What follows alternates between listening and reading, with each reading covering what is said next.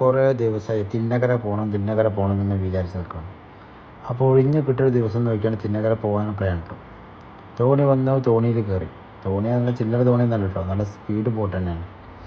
അപ്പോൾ അതിലും കയറി നോക്കുമ്പോൾ ദേ കാണുന്ന അപ്പുറത്ത് മഴ പെയ്യുന്നത് കണ്ടാൽ വിശ്വസിക്കില്ല. എന്നാൽ കേട്ടുള്ളി മഴയാണത്, മഴ, നല്ല അതിശക്തമായ മഴ.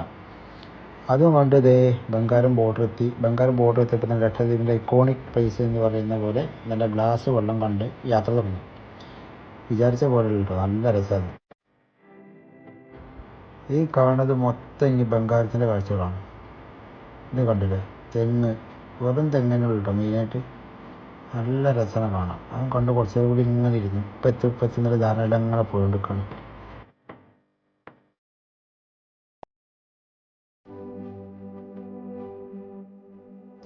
കണ്ടാൽ തോന്നും മാലദ്വീപോ തായ്ലാൻഡാണെന്ന്. എവിടെ, ലക്ഷദ്വീപത്തെ ബംഗാരം ഐലൻഡ്.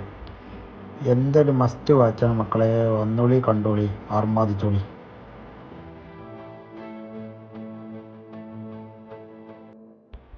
ബംഗാരത്ത് പുതിയ തുടങ്ങിയ റിസോർട്ടാണ്.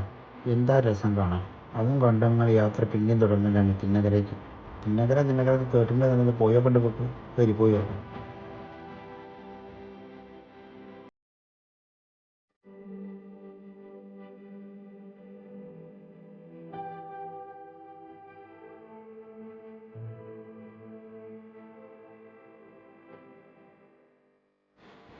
നട്ടാപുരിയിലെ വെയിലത്ത് കടലും നോക്കി കണ്ടോ, എന്താ രസം നോക്കിയടാ. കടലും കണ്ട് ഇതേ നടത്തം തുടങ്ങി. ഇതാണ് തിന്നകരയിലെ മെയിൻ അട്രാക്ഷൻ കേട്ടോ. പഴയ വീട്, നല്ല രസമാണ് കാണാൻ. അതും കണ്ട് ഇങ്ങനെ നടന്ന് എങ്ങോട്ടോ എന്നുള്ളത് അറ്റം കാണാത്തൊരു നടന്നു. അങ്ങനെ തിന്നക്കരയും കണ്ട് അവിടുന്ന് ഫുഡും കഴിച്ച് റിട്ടേൺ അകത്തേക്ക് പോകുമ്പോൾ കണ്ട കാഴ്ചയാണിത്.